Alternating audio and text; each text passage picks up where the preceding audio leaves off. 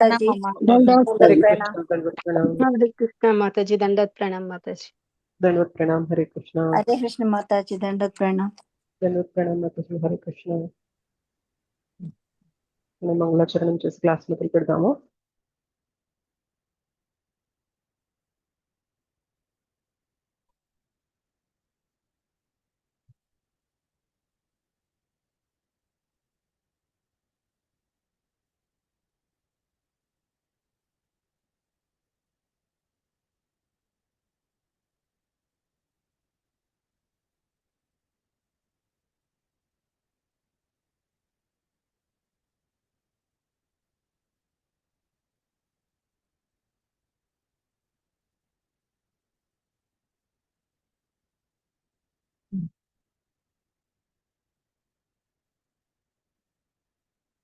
ఓం అజ్ఞానతిమిరాంధస్య జ్ఞానాంజనశలాకయా చక్షురున్మీలితం येन తస్మై శ్రీగురవే నమః.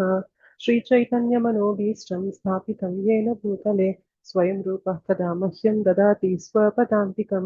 వందేహం శ్రీగురోః శ్రీయుతాపదకమలం శ్రీగురూన్ వైష్ణవాంశ్చ శ్రీరూపం సాగ్రజాతం సహగణ రఘునాథాన్వితం తం సజీవం సాద్వైతం సావధూతం परिजना सहितं कृष्ण चैतन्य देवं श्रीराधा कृष्णपादान् सहगण ललिता श्रीविशाखान्वितांश्च नम ओं विष्णुपादाय कृष्णप्रेष्ठाय भूतले श्रीमते भक्तिवेदान्तस्वामिनिति नामिने नमस्ते सारस्वते देवे गौरवाणी प्रचारिणे निर्विशेष शून्यवादी पाश्चात्यदेशतारिणे नमो महावदन्याय कृष्ण प्रेमा प्रदायते कृष्णाय कृष्ण चैतन्य नाम्ने गौरतिशे नमः.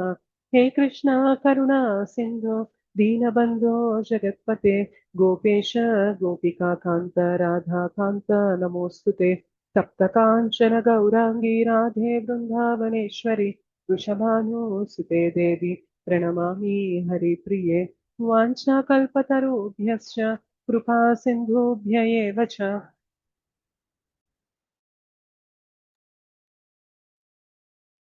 वाञ्छाकल्पतरुभ्यश्च कृपासिन्धुभ्य एव च पतितानां पावनेभ्यो वैष्णवेभ्यो नमो नमः.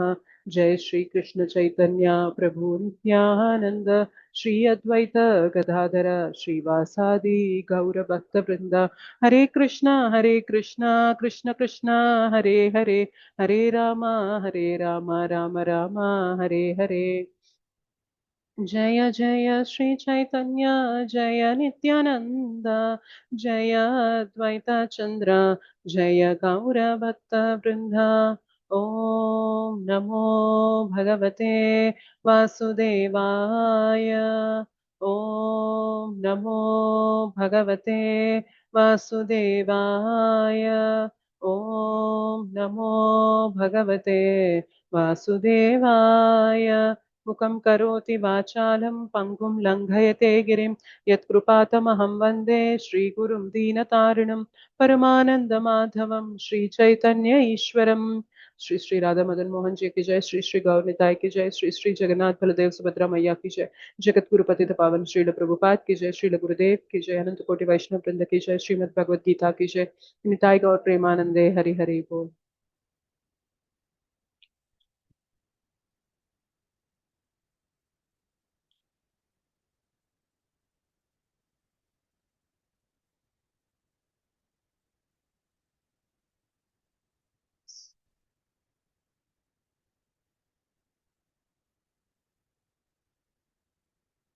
Hare Krishna Mataji and Prabhuji, thank you for joining today's session. हरे कृष्ण माताजी, दंडवत हरे प्रणाम। कृष्ण माताजी। Hare Krishna. हरे कृष्ण माताजी, दंडवत प्रणाम माताजी। దండవత్ हरे ప్రణామ్ कृष्ण మాతాజీ. హరే श्री కృష్ణ. एकादशी शुभाकांक्षలు माताजी। మీ అందరికీ కూడా పాండవ నిర్జల ఏకాదశి శుభాకాంక్షలు. గత క్లాస్ లో మనం 2 శ్లోకాలు చర్చించుకున్నాం కదా, వాటి గురించి ఎవరైనా చెప్పగలరా 2 మాటల్లో సింపుల్ గా? 7వ అధ్యాయంలో 25, 26 శ్లోకాలు మనం చర్చించుకున్నాము. సో 25లో ఏం చర్చించుకున్నాం, 26లో ఏం చర్చించుకున్నాం? నేను అందరికి కనపడను, మాయ చే కప్పి ఉంటాను, అందరికీ ప్రకటితం అవను. ఏ మాయతో కప్పబడి ఉంటానని చెప్తున్నారు? యోగమాయతో. కాబట్టి నన్ను చూసినా కూడా నేను భగవంతుడినని అందరూ గుర్తించలేరు. ఎస్, ఒక యోగమాయతో కప్పబడినట్ట మహామాయ యోగమాయ. మాతాజీ ఒక డౌట్, అక్కడ ఒక యోగమాయతో కప్పబడినట్ట మహామాయ యోగమాయ రెండింటితో కప్పబడినట్ట? లాస్ట్ క్లాస్ లో నేను వివరణ ఇచ్చాను ప్రభుజీ. దీనికి నేను యోగమాయతోనే కప్పబడినట్లు. జీవుడి పైన మహామాయ ప్రభావం ఉంటుంది. యోగమాయతో కప్పబడి, బేసిక్ గా భగవంతుడు మాయతో కప్పబడడం అంటే అర్థం ఏంటి అంటే, మనము భగవంతుణ్ణి గుర్తించకుండా మాయ అడ్డొస్తుంది. భగవంతుణ్ణి కప్పడం లేదు, మనల్ని కప్పేస్తుంది. మహామాయ భగవంతుణ్ణి మనం తెలుసుకోనివ్వకుండా మహామాయ కప్పేస్తే, యోగమాయ భక్తుల విషయంలో భక్తిని ఇంకా పెంచడానికి ఆ ప్రభావంలో ఉంచుతుంది అని మనం యశోదామాత ఎగ్జాంపుల్ కూడా లాస్ట్ క్లాస్ లో చర్చించుకున్నాము. ఎస్, భక్తి చూపించిన వాళ్ళకి మాత్రమే ప్రకటితం అవుతాను నేను. కరెక్ట్. ఎవరైతే చూడాలి చూడాలి అనుకునే వాళ్ళందరూ కూడా భగవంతుణ్ణి చూడలేరు. కానీ ఎవరైతే హృదయంతో చూడాలనుకుంటున్నారో, భగవద్ భక్తి చేస్తూ హృదయాన్ని పవిత్రం చేసుకుంటూ భగవంతుని పైన ప్రేమతో వారు ఉంటే గనక భగవంతుడే సాక్షాత్తు వారికి ప్రకటితం అవుతారు, ప్రత్యక్షం అవుతారు అని తెలుసుకున్నాం. ఇంకా నెక్స్ట్ శ్లోకంలో ఏం తెలుసుకున్నాం? వేదాహం సమతీత అని, నాకు అన్ని భూతకాలము వర్తమాన కాలం భవిష్యత్తు కలుగుతుంది, కానీ నన్ను మాత్రం ఎవరు తెలుసుకోలేదు. కరెక్ట్. సమస్తం తెలుసు అని చెప్పారు. అయితే మనం ఆ రోజు చర్చించుకున్నాము, భవిష్యత్తు కూడా తెలుసు అని చెప్పి ఎలా చెప్తున్నారు భగవంతుడు, మనకి స్వేచ్ఛాశక్తి లేదా అనే విషయం పైన కూడా మనం చర్చించుకున్నాం. గుర్తుంది కదా? మార్గాలు 4-5 మార్గాలు ఇస్తారు, మనం ఏది మార్గం చేసుకుంటామో. Yes, correct. ఇవాళ మనం నెక్స్ట్ శ్లోకం చూద్దాము.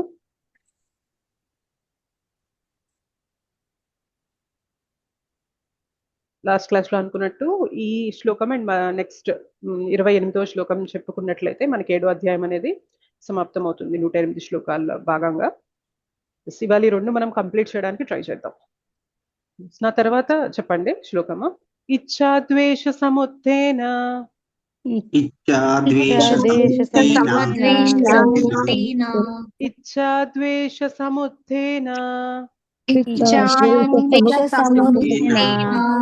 ద్వంద్వమోహేన భారత ద్వంద్వమోహేన భారత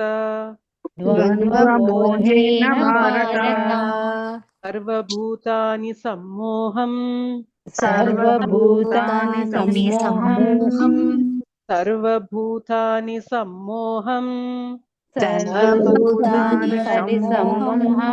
సర్గే యాంతి పరంతప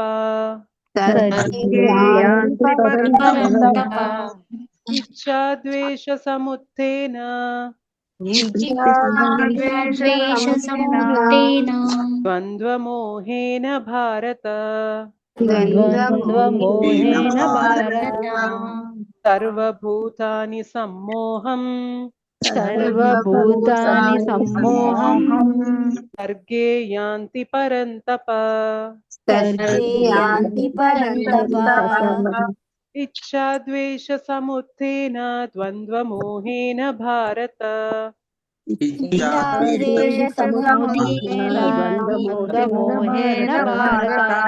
సర్వభూతాని సమ్మోహం సర్గే యాంతి పరంతప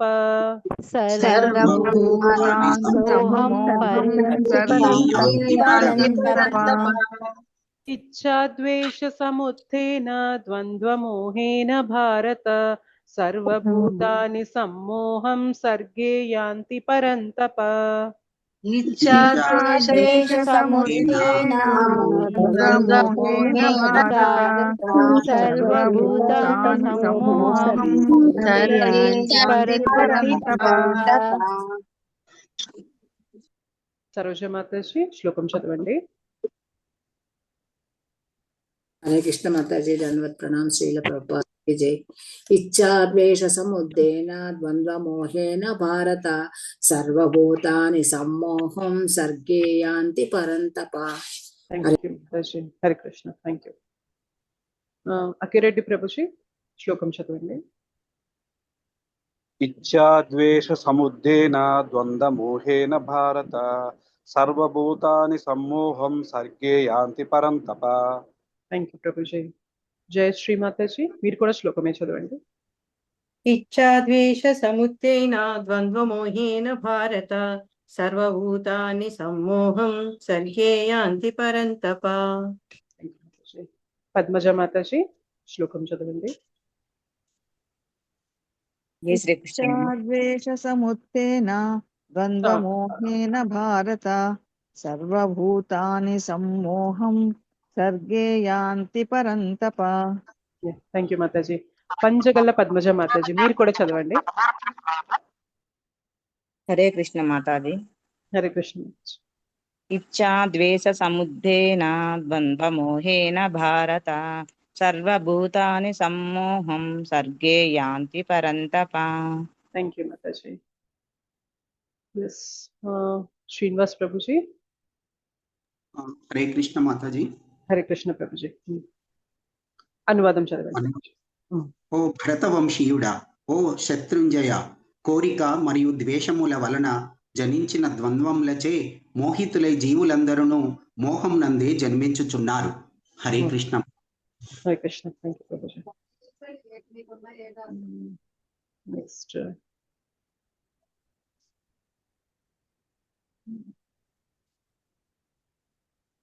రజనీ మాతాజీ భాష్యం చదవగలరా? Ma'am, I don't know to read Telugu, ma'am. Okay, fine. No problem, Mataji. We'll give chance to some other devotee. Okay, ma'am.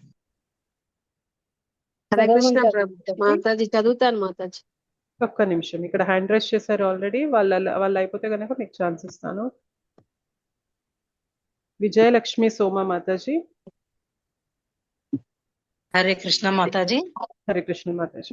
భాష్యము. శుద్ధ జ్ఞాన స్వరూపుడైన దేవాది దేవునికి ఆధీనుడై ఉండుటయే జీవుని సహజ స్థితి. అట్టి శుద్ధ జ్ఞానము నుండి జీవుడు మోహముచే విడివడినప్పుడు మాయాశక్తికి లోబడి దేవాది దేవుని గ్రహింపజాలడు. అట్టి మాయాశక్తి కోరిక ద్వేషములనటి ద్వంద్వముల యందు వ్యక్తమగుచున్నవి. అట్టి కోరిక మరియు ద్వేషము చేత అజ్ఞాని దేవాది దేవునితో ఐక్యము కావాలనని వాంఛించి శ్రీకృష్ణుడు దేవాది దేవుడను విషయమున అసూయను కలిగియుండు. కోరిక చేతను ద్వేషము చేతను కలుషితులు కాని శుద్ధ భక్తులు శ్రీకృష్ణ భగవానుడు తన అంతరంగ శక్తి ద్వారా అవతరించునని తెలిసికొందురు. కాని ద్వంద్వముల చేతను అజ్ఞానము చేతను మోహితులైన వారు దేవాది దేవుడు భౌతిక శక్తులచే సృష్టింపబడునని భావింతురు. అది వారి దురదృష్టము. మోహితులైన అట్టి మానవులు ఇది నా భార్య, ఇది నా గృహము, ఈ గృహమునకు నేను యజమానిని, ఈ బిడకు నేను భర్తను అని భావించుచు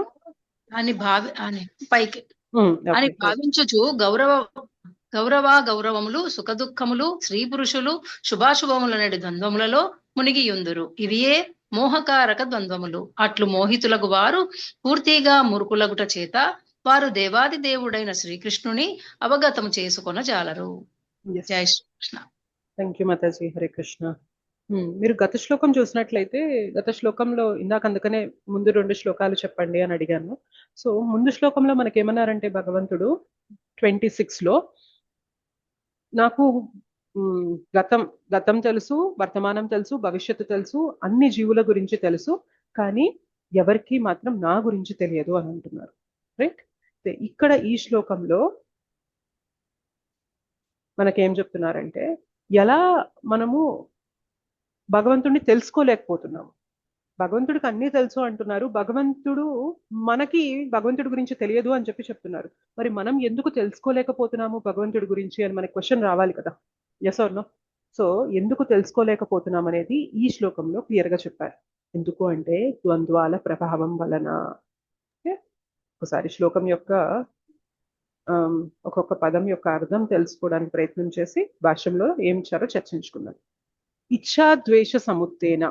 ఇచ్ఛ అంటే కోరిక, ద్వేష అంటే ద్వేషం, సముత్తేన వాటి నుండి ఉత్పన్నమైన, ద్వంద్వ మోహేన. సో ఇచ్ఛా ద్వేషం వలన మనకి ద్వంద్వం అనేవి ఉంటాయన్నమాట. కొన్ని నచ్చుతాయి, కొన్ని నచ్చవు, కొన్ని ఇష్టం లేదు, కొన్ని కావాలి, కొన్ని వద్దు. సో ఇట్లా మనకు ఉంటాయి కదా. సో వాటిని ద్వంద్వాలు అంటారు అనమాట. సో ఆ ద్వంద్వ మోహంలో ఉన్నారు భారత. ఎవరు అంటే సర్వభూతాన్ని, అందరూ, ప్రతి ఒక్కరు కూడా ఈ సమ్మోహంలో ఉన్నారు. మోహం, భ్రాంతిలో ఉన్నారు. సర్గే యాంతి పరంతప. మరి ఎప్పటి నుంచి భ్రాంతి మొదలైందంటే జన్మించడంలోనే భ్రాంతిలోనే జన్మిస్తున్నాము, మోహమునందే జన్మించుచున్నారు ఓ పరంతప అని చెప్తున్నారు.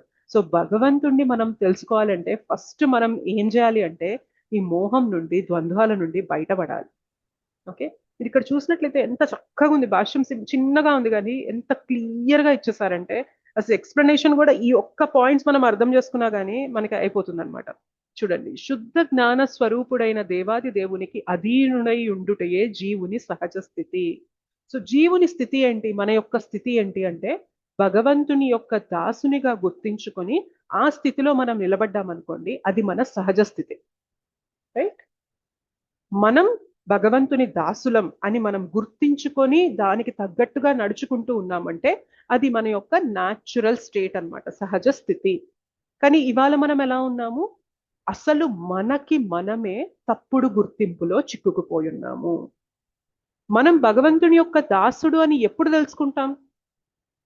మనం శరీరం కాదు అనే విషయం తెలుసుకుంటే, మనం ఆత్మ అని తెలుసుకుంటే, ఆత్మ భగవంతుని అంశ అని తెలుసుకొని, ఆత్మ భగవంతుని యొక్క దాసుడు అని తెలుసుకొని, భగవంతుని యొక్క సేవకురాలుగా, సేవకుడిగా మనం ఎప్పుడైతే సేవలు అందిస్తామో అప్పుడు మన సహజ స్థితిలో ఉన్నట్లు.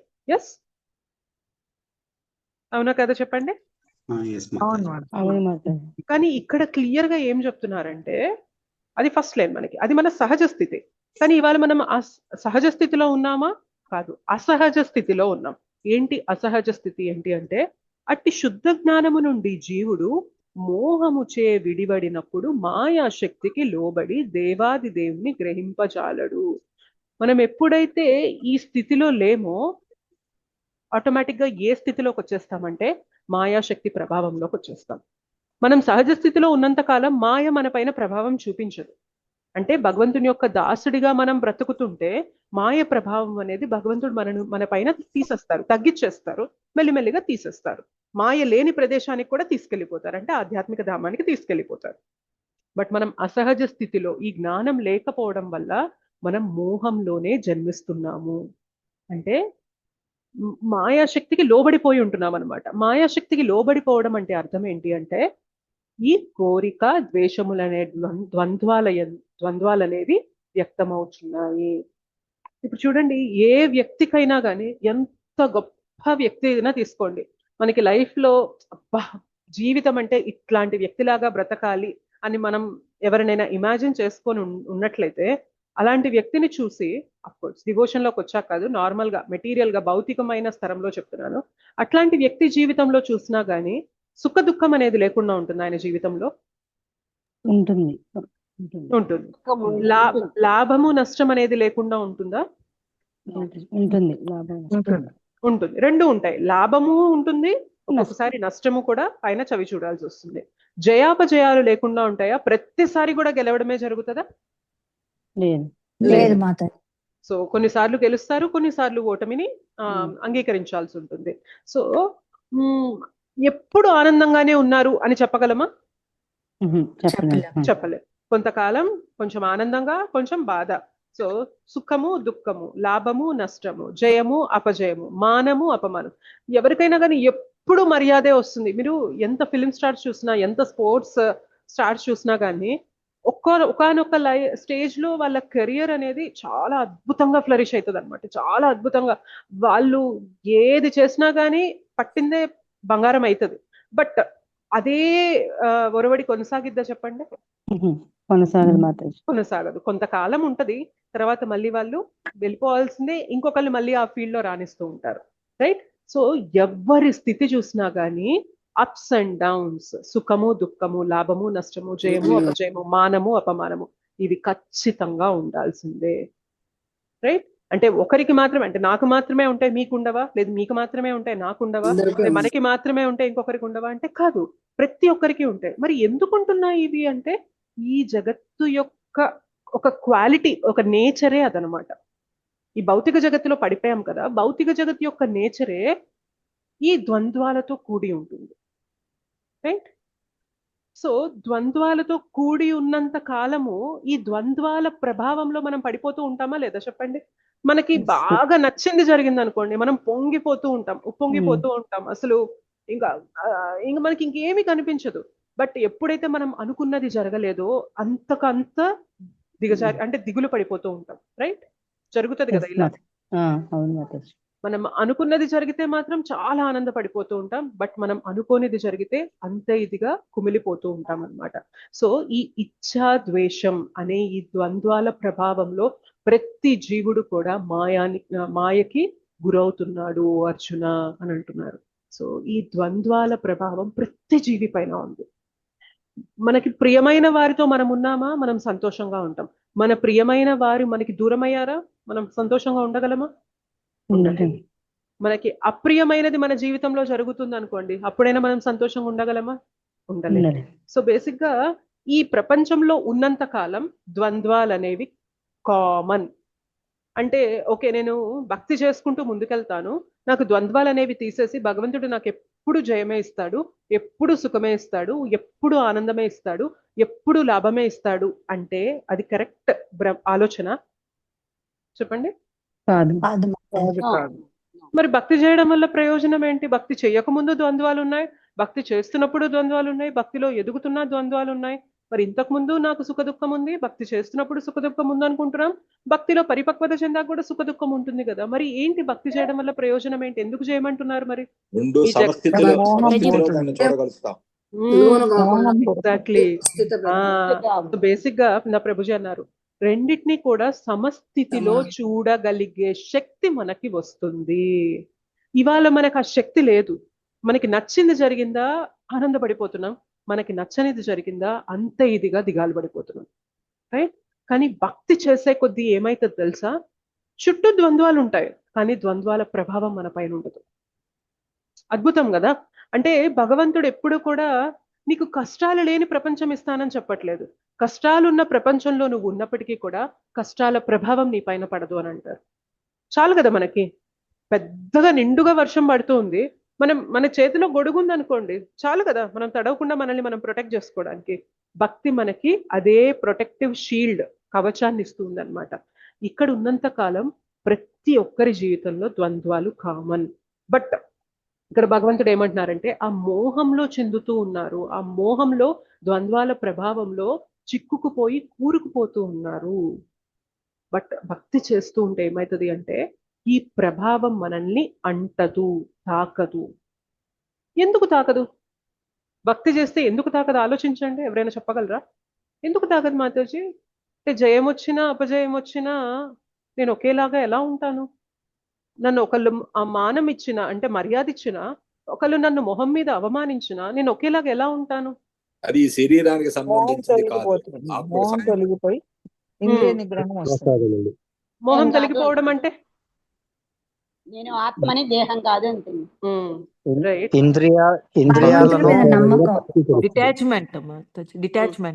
డిటాచ్మెంట్ వస్తుంది. రైట్? చెప్పండి. బాగున్నాయి మీ ఆన్సర్స్ అన్ని బాగున్నాయి. ఇంద్రియాలను కట్టడి చేయడం, భగవంతుడు కాపాడతాడని విశ్వాసం మాతాజీ. సమానత్వం వస్తుంది, అన్నిట్లో సమానత్వం వస్తుంది. రైట్. మీ అందరి ఆన్సర్స్ కరెక్ట్, మోక్ష మార్గానికి మీ అందరి ఆన్సర్స్ కరెక్టే. ఎస్, మీరు చెప్పేదంతా కూడా కరెక్ట్ ఎక్స్ప్లెనేషన్. ఎందుకు మనకి ద్వంద్వాల ప్రభావం పడదు అంటే మనకి భక్తి చెయ్యనంత వరకు ఏమైతుంది అంటే, మీకు కొన్ని క్లాసెస్ క్రితం కూడా నేను ఈ పాయింట్ మీద ఒక చిన్న స్లైడ్ చూపించి చెప్పాను. అదే పాయింట్ మళ్ళీ ఇప్పుడు రిపీట్ చేస్తున్నా. భక్తి చెయ్యనంత వరకు ఏమైతే తెలుసా, ప్రపంచం పెద్దగా ఉంటుంది, కృష్ణ చిన్నగా ఉంటారు. సో ప్రపంచంలో వచ్చే ద్వంద్వాల ప్రభావం మన పైన ఎక్కువ ఉంటుంది. అంటే ఈ ప్రపంచమేమో ద్వంద్వాలతో కూడిపోయింది, మనకి మంచి జరిగితే పొంగిపోతున్నాం, చెడు జరిగితే కృంగిపోతున్నాం. బట్ ఈ ప్రపంచంలోనే మనం ఉంటూ ఉండాలి. ఈ అప్స్ అండ్ డౌన్స్ మధ్యన మనం ఫ్లక్చుయేట్ అవుతూ ఉన్నాం. కానీ భక్తి చేసే కొద్ది ఏమైతుంది తెలుసా, ప్రపంచం చిన్నగా అయిపోతుంది, కృష్ణ పెద్దగా అయిపోతారు. ఇప్పుడు ఎప్పుడైతే కృష్ణ పెద్దగా అయ్యారో మనకి మానం ఇస్తే ఏమి, అవమానం వస్తే ఏమి, కృష్ణ దృష్టిలో మనం same eternal servant of Krishna. మనం నేను ఎంత పెద్ద పేరు సంపాదించినా, లేదు నాకు ఎంత పెద్ద అవమానం వచ్చినా, ఏదైనా కానీ నేను భగవంతుని యొక్క దాసురాల్ని కాకుండా పోతానా? చెప్పండి, కాదు కదా. మన మన మన స్థితి ఎప్పుడు అలానే ఉంటుంది. మనం ఎంత గొప్ప విజయం సాధించినా, ఎంత కింద పడిపోయా అంటే మనం అపజయం సాధించినా కూడా, ఇంకా లేవలేన అన్నంత స్థితిలో అపజయం సాధించినా కూడా, నాకు భగవంతుడికి మధ్యనున్న సంబంధం ఏమైనా బ్రేక్ అయిద్దా? ఆలోచించండి. నేను మొత్తం నా దగ్గర ఉన్న ఆస్తంతా పోగొట్టుకున్నాను ఒక వ్యాపారంలో పెట్టి, ఆర్ నేను గొప్ప ఆస్తులు సంపాదించాను వ్యాపారంలో, నాకు లాభం వచ్చి.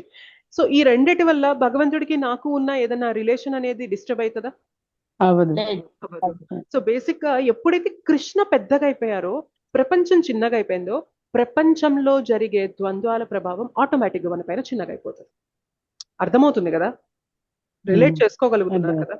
ఇవాళ మనకి ఎందుకు ద్వంద్వాల ప్రభావంలో అంత మోహితులైపోయి ఉన్నామంటే, మనకి ఇవాళ కృష్ణ చాలా చిన్నగా ఉన్నారు, మనం ఈ దేహ భావనలో ఎక్కువ ఉండిపోయి ద్వంద్వాల్లో తిరుగుతూ ఉన్నాం, కురుకుపోయాం అనమాట బేసిక్ గా.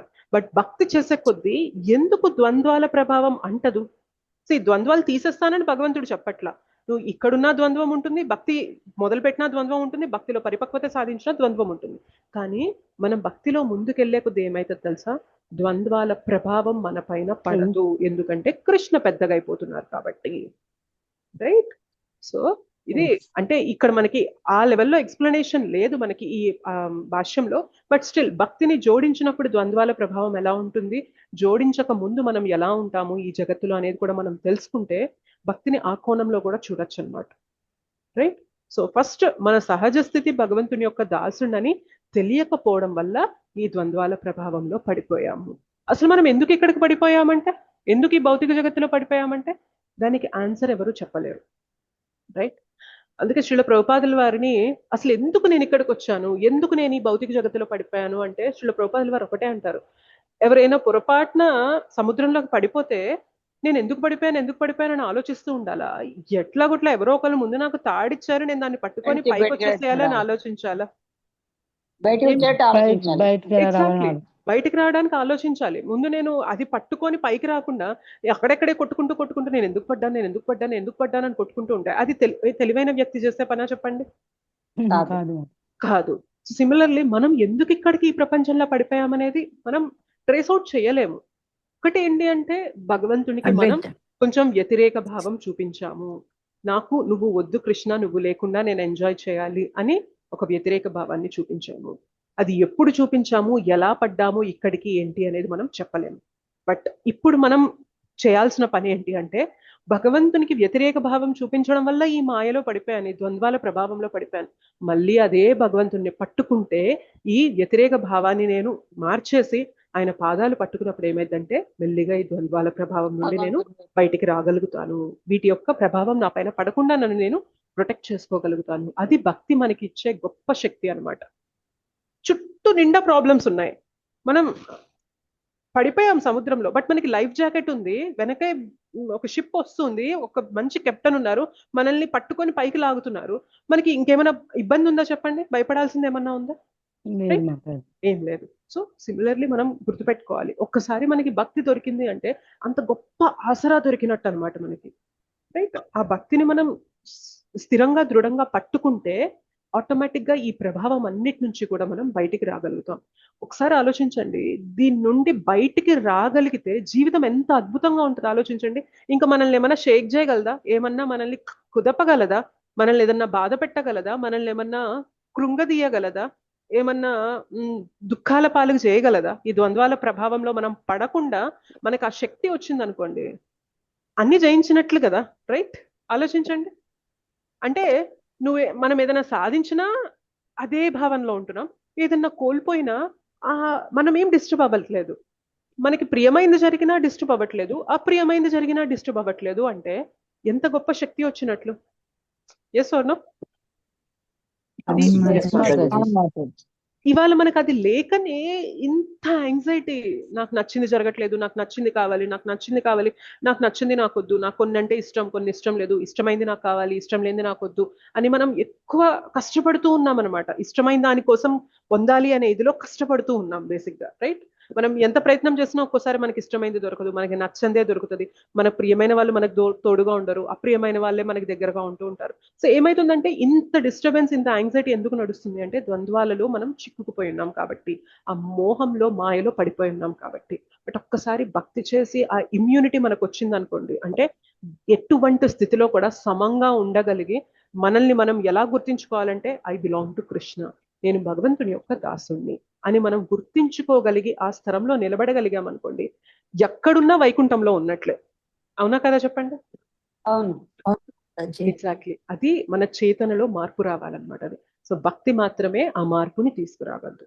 ఎవరైతే దృఢంగా భక్తిని పట్టుకుంటారో వారు మాత్రమే ఈ ద్వంద్వాలకి అతీతంగా వెళ్ళగలుగుతారు, రైట్? లేదంటే మాత్రం డైరెక్ట్ గా చెప్పేశారు భగవంతుడు, ఈ ప్రపంచం దుఃఖాలయం, ఇక్కడ మనకి ద్వంద్వాలు అనేవి ఉంటూనే ఉంటాయి. కొన్ని మనకి నచ్చేవి ఉంటాయి, కొన్ని మనకి నచ్చనివి ఉంటాయి. నచ్చేవి కావాలని పరిగెడుతూ ఉంటాం, నచ్చని వద్దని దీని నుండి దూరంగా పరిగెడుతూ ఉంటాం. అయినప్పటికీ మనం ఇక్కడ మనకి నచ్చినట్లుగా జరిగేవి చాలా తక్కువ సందర్భాలు మాత్రమే ఉంటాయి. బట్ మనం ఏం చేయాలి అంటే దీని వెనక పరిగెత్తడం, దీని నుండి దూరంగా పరిగెత్తడం కాదు, మనం భగవంతుని పాదాల వైపు పరిగెడుతూ ఉన్నామంటే ఈ ప్రభావం మన పైన పడకుండా ఆయన చూసుకుంటారు, రైట్? మరి అందరూ స్థిరంగా భక్తిని పట్టుకోగలరా? దృఢంగా భక్తిని చేయగలరా? అందరూ చేయగలుగుతున్నారా? ఎవరు భక్తిని దృఢంగా చేయగలరు అనే విషయం మనకి నెక్స్ట్ శ్లోకంలో చెప్తారనమాట భగవంతుడు. ఓకేనా? అర్థమైందా ఈ శ్లోకం? ఎస్ మాతాజీ. ఎస్. మనం మొన్న క్లాస్ లో కూడా చెప్పాను కదా, కృష్ణని పెద్దగా చేయడం అంటే మన సాధన చేస్తూ ఉంటే కృష్ణ ఎలా పెద్దగా అవుతారు అంటే, మనం ఆటోమేటిక్ గా ఏదైతే భక్తికి సంబంధించిన విషయాలని మనం ఎక్కువగా చేస్తూ భౌతికంగా అంటే ఏదో మన సుఖం, మన ఇంద్రియ ప్రీతి కోసం చేసే పనులనేవి తగ్గించుకుంటూ, అంటే ఇక్కడ అభ్యాసం, ఇక్కడ వైరాగ్యం. అభ్యాసం ప్రాక్టీస్, మనం ఏదైతే ప్రాక్టీస్ చేస్తుంటామో అందులో నిపుణులం అవుతూ ఉంటాం. సో భక్తి సాధన ఇప్పుడు మనకు అలవాట్లేదు, జపం చేస్తుంటే మనస్సు వెళ్ళిపోతుంది, మనస్సుని లాక్కు రావడం అనేది మనం చేసే ప్రాక్టీస్, అభ్యాసం. మనం భగవంతునికి ఏదైనా చేస్తున్నప్పుడు ప్రియంగా మనసు పెట్టి ప్రేమతో చేయడం అనేది మనకు అలవాట్లేదు, వాటి దాన్ని ప్రాక్టీస్ చేయాలి. ప్రాక్టీస్ చేస్తుంటే ఏమవుతుందంటే పోగా పోగా పోగా పోగా మనకి ఇది నేచర్ అయిపోతుంది, సహజం అయిపోతుంది అనమాట. ఆటోమేటిక్ అప్పుడు కృష్ణ పెద్దగా అయిపోతారు. అండ్ ఇంకొకటి ఏం చేస్తున్నాం, మనం ఏదైతే భౌతికంగా మనం బ్రతుకుతూ ఉన్నామో దాని నుండి కొంచెం వైరాగ్యం. సో అభ్యాసం, వైరాగ్యం, మనం సాధన మార్గం ఏదైతే ఇచ్చారో దాన్ని మనం పట్టుకుంటే ఏమవుతుంది అంటే మెల్లమెల్లగా కృష్ణ మన జీవితంలో పెద్దగా అవుతారు, ద్వంద్వాల ప్రభావం తగ్గిపోతుంది. ద్వంద్వం అనేది భౌతిక జగత్తుకి సంబంధించింది. ఎప్పుడైతే కృష్ణ పెద్దగా అయ్యి భౌతిక జగత్తు చిన్నగా అయిపోయిందో ఆటోమేటిక్ గా ఆ ద్వంద్వాలు అనేవి మన పైన ఇంపాక్ట్ అనేది తక్కువైపోతాయి, రైట్? సో భక్తి మనల్ని ఆ స్థితికి చేరుస్తుంది అనమాట. సో ఇప్పుడు మనకి ప్రపంచం పెద్దగా ఉంది, కృష్ణ చిన్నగా ఎక్కడో ఉన్నారనమాట. బట్ మనం సాధన చేసే కొద్దీ ఏమవ్వాలి అంటే ప్రపంచం ఉండాలి, అది కూడా ఎందుకు అంటే భగవత్ సేవ కోసం ఆ ప్రపంచం అనేది ఉండాలి, బట్ నా జీవితం మొత్తం కృష్ణకి అంకితం అవ్వాలి అనే స్థితికి వెళ్ళామనుకోండి, ఎటువంటి స్థితిలో కూడా ఎటువంటి ద్వంద్వం అనేది కూడా ఆ వ్యక్తిని కదపలేదన్నమాట. ఇవాళ మాత్రం ఈ ద్వంద్వంలో బాగా మోహితులైపోయి జీవులు ఉన్నారు అని, అంటే ఐ మీన్ భక్తి అనేది చేయనప్పుడు ఈ ద్వంద్వాల ప్రభావం అనేది చాలా గట్టిగా ఉంటుంది. మీరు చూసుకోండి, భక్తి చెయ్యక ముందు మన జీవితంలో వచ్చే ఒడిదుడుకులకి మన ప్రతిస్పందన, భక్తి కొంచెం స్థిరంగా చేస్తూ కొంచెం పర్లేదు, మనం రోజు 16 మాలలు చేస్తున్నాము, ఎంతో కొంత భగవంతుని కథ వింటున్నాము, శ్రీల ప్రభుపాదులు వారు ఇచ్చిన బుక్స్ చదువుతున్నాము, భగవంతునికి నివేదన చేసి తీసుకుంటున్నాము అని కొంతకాలం అలా ప్రాక్టీస్ చేసిన తర్వాత మన జీవితంలో ఒడిదుడుకులకు వచ్చే మన రెస్పాన్స్ అప్పుడు ఇప్పుడు ఒకేలాగుందా? లేదు మాతాజీ, చాలా చేంజ్ అయింది. ఎగ్జాక్ట్లీ. అంటే ఇప్పుడు కూడా మనం ఆలోచిస్తాం, ఏదన్నా మనకి అనుకోనిది జరిగినా, మనం అనుకున్నది కొంచెం జరగకపోయినా కూడా కొంచెం అప్ అండ్ డౌన్ ఫీల్ అవుతాం, బట్ తొందరగా బయటకు వచ్చేస్తాం, రైట్? ఒకప్పుడు ఏమైతుందంటే దాన్నే మనం మదన చేసి చేసి చేసి చేసి నిద్రలు మానేసి 2-3 రోజులు డిస్కషన్లు పెట్టి అదెందుకు జరిగింది ఇదెందుకు జరిగింది. బట్ ఇవాళ మనం ఏం చేస్తామంటే కొంచెం ఒక 10 నిమిషాలు ఒక అరగంట మాట్లాడుకున్న తర్వాత ఎనీవే భగవంతుడి యొక్క ఏమంటారు ఇచ్చ లేకుండా ఒక్క గడ్డి పూచ కూడా కదలదంటారు కదా. మరి నా జీవితంలో ఇలా జరుగుతున్నప్పుడు భగవంతుడి యొక్క అంగీకారం లేకుండానే ఇది జరిగిందా? కాదు కదా. కృష్ణకు అన్ని తెలుసు, నాకేం కావాలో కృష్ణకు తెలుసు, నాకు ఏది ఇస్తే నాకు మంచిదో కృష్ణకు తెలుసు, కృష్ణ నాకు అదే ఇచ్చారు. నేను ఎందుకు ఇంత మదనపడాలి? బెటర్ నేను చక్కగా దీని నుండి బయటకు రావడానికి ఏదైనా మంచి కథ వింటాను, భగవంతుడి గురించి మంచి కథ కృష్ణ కథ విన్నానంటే దీని నుండి ఆటోమేటిక్ గా నేను బయటకు వస్తాను అనే భావన మనలో మొదలైందా లేదా చెప్పండి? మొదలవుతుంది అవును మాతాజీ. అట్లీస్ట్ అది ఓవర్కమ్ చేసే స్ట్రెంత్ అన్న వస్తుంది మాతాజీ. అంటే ఎగ్జాక్ట్లీ రైట్. సో అదే మనం ద్వంద్వాల నుండి బయటికి రావడం అంటే, రైట్. సో అద్భుతం కదా. అంటే ఒకప్పుడు ఇదే విషయాన్ని ఎంతో ఆలోచించి స్ట్రెస్ ఫీల్ అయిపోయి ఎందుకు ఇలా జరిగింది, ఇలా ఎందుకు జరిగింది, నాకే ఎందుకు ఇలా జరుగుతుంది, నేను చేసిన ప్రతిసారి నాకే ఎందుకు ఇలా అవుతుంది, రైట్. ఇలా కూడా ఆలోచిస్తాం, రైట్. మనం నాకే ఎందుకు నష్టం జరుగుతూ ఉంటుంది, నేనే ఎందుకు ఎప్పుడు కోల్పోతూ ఉంటాను, నాకే ఎందుకు వైఫల్యం వస్తూ ఉంటుంది అని ఆలోచించే వాళ్ళం. ఇవాళ మాత్రం కృష్ణ యొక్క పర్మిషన్ లేకుండానే, కృష్ణ అనుమతించకుండానే నా జీవితంలో ఇది వచ్చిందా? కాదు కదా. నీవే భగవంతుడు ఉన్నాడు, ఆయన చూసుకుంటాడు, నాకు ఏది మంచిదో నాకు అది ఇస్తారు. అయినా ఈ సందర్భంలో నన్ను ఏం నేర్చుకోమంటున్నారో భగవంతుడు అని చెప్పి మన ఆలోచన విధానం మారింది చూసారా. దాంట్లో కూరుకుపోకుండా మనం దాన్ని ఒక పైనుండి దాన్ని ఎగ్జామిన్ చేసి ఆ సిచ్యుయేషన్ ని చూసి మనం ముందుకెళ్తున్నాం చూసారా. అదే ద్వంద్వాల నుండి మనకి ప్రొటెక్ట్ చేసే శక్తి భక్తి ఇవ్వడం అంటే. ఇంకా ముందుకెళ్లే కొద్దీ ఏదైనా జరగని, ఇది ఖచ్చితంగా కృష్ణ ఇష్ట ప్రకారమే నా జీవితంలో, అసలు వాళ్ళు ఇంకా ఆలోచించడం కూడా ఉండదు అనమాట శుద్ధ భక్తులు. వాళ్ళకి ఏదైనా జరగని always they chant holy name అంటే ఇంక వాళ్ళకి ఇంకా అసలు ఆలోచించరు. మనం ఇంకా ఈ స్థితిలో ఏంటంటే ఎందుకు ఇలా జరిగిందబ్బా, అయినా ఎంత జరిగినా కానీ కొంచెం బాధ అనిపిస్తుంది, కృష్ణ నేను దీని నుండి తొందరగా బయటపడాలి అనే మార్గం తీసుకుంటున్నాము. బట్ ఇంకా మనం ఎంత సిన్సియర్ గా ముందుకెళ్తూ ఉంటామో అంత ఇమ్యూనిటీ అనేది మనకు వస్తూ ఉంటుంది అనమాట ఈ ద్వంద్వాల నుంచి. తప్పించుకోలేం కదా మాతాజీ, ద్వంద్వాలు తప్పించుకోలేం. ఎగ్జాక్ట్లీ, మనం తప్పించుకోలేం. కానీ ఒకటి తప్పించుకోగలం, వాటి ప్రభావం మన పైన పడకుండా తప్పించుకోగలం, అంతే. ఓకే,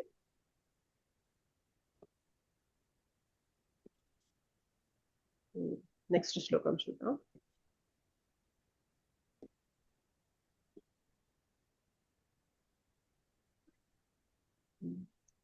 మరి ఎవరు దృఢంగా భక్తి చేయగలరు? అంత దృఢంగా భక్తి చేస్తే ద్వంద్వాల నుండి బయటపడగలము. అండ్ ద్వంద్వాల నుండి బయటపడితేనే మనం భగవంతునితో కనెక్ట్ అవ్వగలం. అంటే ఈ రెండు గో హ్యాండ్ ఇన్ హ్యాండ్. భగవంతునితో ఎంత కనెక్ట్ అవుతూ ఉంటామో ద్వంద్వాల నుండి అంత తొందరగా బయటపడుతూ ఉంటాం. మరి భగవంతునితో కనెక్ట్ అవ్వాలి అంటే భక్తి దృఢంగా చేయాలి. మరి భక్తి దృఢంగా ఎవరు చేయగలరు? అంత స్థిరంగా, అంత దృఢ నిశ్చయంతో భక్తి ఎవరు చేయగలరు అనే విషయం మనకి 28వ శ్లోకంలో చెప్తున్నారు అనమాట. ఒకసారి ఈ శ్లోకం రిసైట్ చేసి తెలుసుకుందాం. येषां त्वन्तगतं पापं येषां त्वन्तगतं पापं येषां त्वन्तगतं पापं येषां त्वन्तगतं पापं जनानां पुण्यकर्मणां जनानां पुण्यकर्मणां ते द्वन्द्वमोह निर्मुक्ता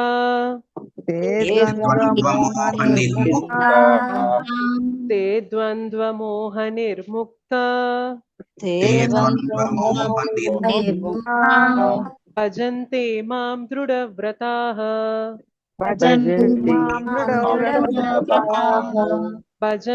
मां दृढव्रताः तेषां त्वन्तगतं पापं जनानां पुण्यकर्मणां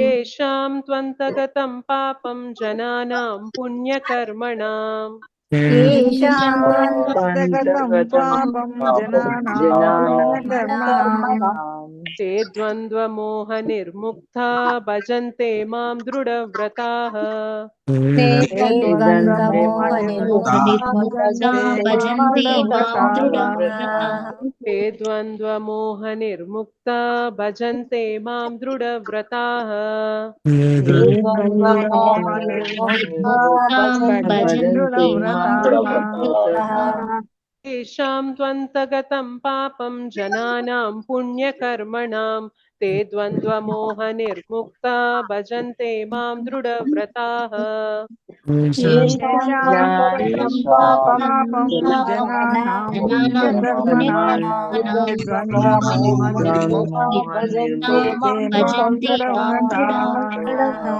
येषां त्वन्तगतं पापं जनानां पुण्यकर्मणां ते द्वन्द्वमोहनिर्मुक्ता भजन्ते मां दृढव्रताः येषां त्वन्तगतं पापं जनानां पुण्यकर्मणां ते द्वन्द्वमोहनिर्मुक्ता भजन्ते मां व्रताः ఒకసారి ఈ శ్లోకం రిసైడ్ చేయించే ముందు ఇంకొక పాయింట్ నేను చెప్దాం అనుకుంటున్నా కొత్త శ్లోకం గురించి.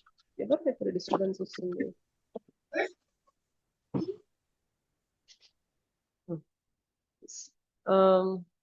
ఒకప్పుడు మనల్ని ఎవరైనా ఏమైనా అంటే ఎంత ఆలోచిస్తామంటే, నేను ఇంత బాగా వీళ్ళకి చేస్తున్నాను కదా, ఇంత సేవలు చేస్తూ నాకు చేతనైనంత దానికి బియాండ్ కూడా కష్టపడి చేస్తున్నా కూడా ఎందుకు వీళ్ళు ఇలా మనల్ని మాట్లాడుతున్నారు, ఎందుకు గుర్తించడం లేదు అనే ఇది మనకు ఉంటది, రైట్?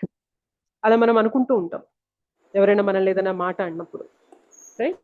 సో ఒకప్పుడు మన బాధ అంతా కూడా ఎలా ఉంటదంటే, నేను ఇంత చేస్తున్నాను నన్ను ఇలా అంటున్నారే, నేను ఇంకేం చేయాలి వీళ్ళని సాటిస్ఫై చేయడానికి, వీళ్ళని ప్లీజ్ చేయడానికి, అసలు గుర్తించడం లేదు అనే బాధ అనేది ఉంటది.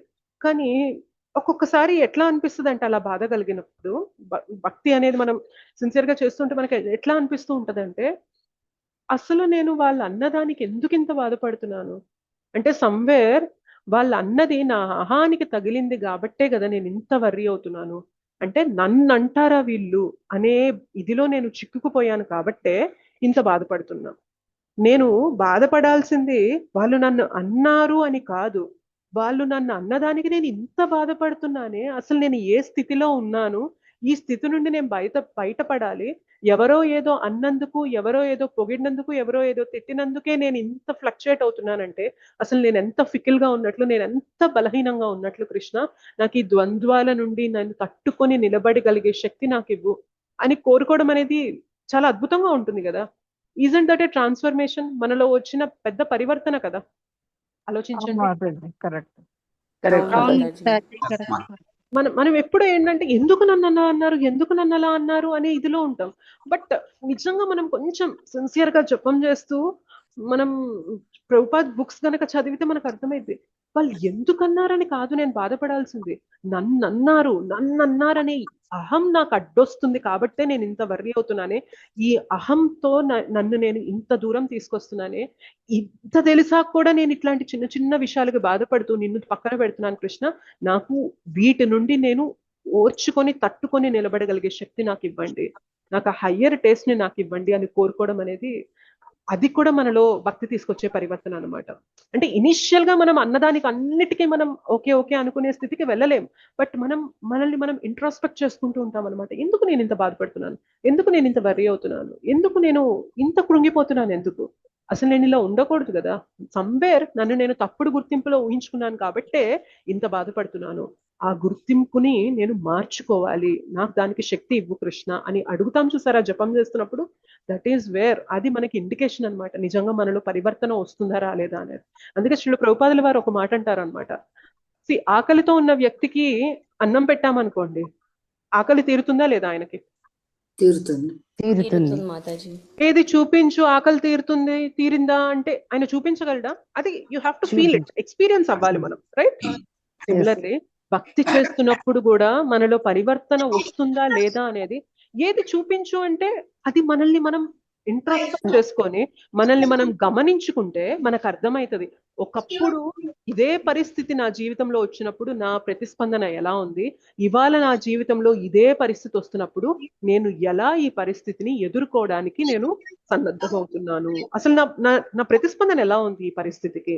మాతాజీ ఇప్పుడు వాళ్ళు అన్నప్పుడు మనం రెస్పాండ్ అవ్వకుండా మళ్ళీ వాళ్ళని తిరిగి అనకుండా ఉన్నంత వరకు అంటే మనం కొంచెం మార్పు చెందినట్లు కదా మాతాజీ. అది పెద్ద పెద్ద మార్పు మాతాజీ. అంటే మనం తిరిగి అనకుండా ఉండడం అనేది చాలా పెద్ద మార్పు. ఓర్పుగా ఉండడం అనేది అది చాలా పెద్ద మార్పు అన్నమాట మనలో వచ్చింది. బట్ మనం ఒక మాట అన్నాక కూడా నేను ఎందుకు ఇంత పెద్దగా చేసేసాను ఈ పరిస్థితిని, ఇట్లా చెయ్యకూడదు కదా, నేను ఓర్చుకోకపోయినా కూడా, ఓర్పుగా లేకపోయినా కూడా మనం తర్వాత మనం చేసిన బిహేవియర్ కి బాధపడుతూ నేను ఇలా ఉండాల్సింది కాదు, నేను కొంచెం ఓర్పుగా ఉండి సహించి ఉండుంటే పరిస్థితి ఇంకా చక్కగా ఉండేది అని మనం రిపెంట్ అవుతాం, అంటే పశ్చాత్తాపడతాం చూసారా, అది కూడా మార్పే మనలో వచ్చింది. అదంతా అయిపోయిన తర్వాత కదా మాతాజీ. ఇప్పుడు నేను అన్నాక అనుకున్నానంటే లేదే అని చెప్పి అనుకుంటా, కానీ అనకుండా ఉండడం అనేది ఈ భక్తిలో చేరిన తర్వాతే కొంచెం మనకు అర్థమవుతుంది కదా. మనకెందుకు వాళ్ళు అన్నా కూడా మనం పట్టించుకోకుండా వదిలేద్దాము, ఇంకా వాళ్ళని మనమని ఉపయోగం ఏముంది, ఇంకా వాళ్ళకి తేడా ఏంది అని చెప్పి అనుకుంటున్నాం. కానీ ఇప్పుడు మీరేమంటున్నారంటే మనం అసలు నన్ను ఎందుకు అన్నారనేది కూడా ఆలోచించుకోకుండా ఉండాలి అంటే కష్టం కదా మాతాజీ. లేదు నేను అలా అనడం లేదు.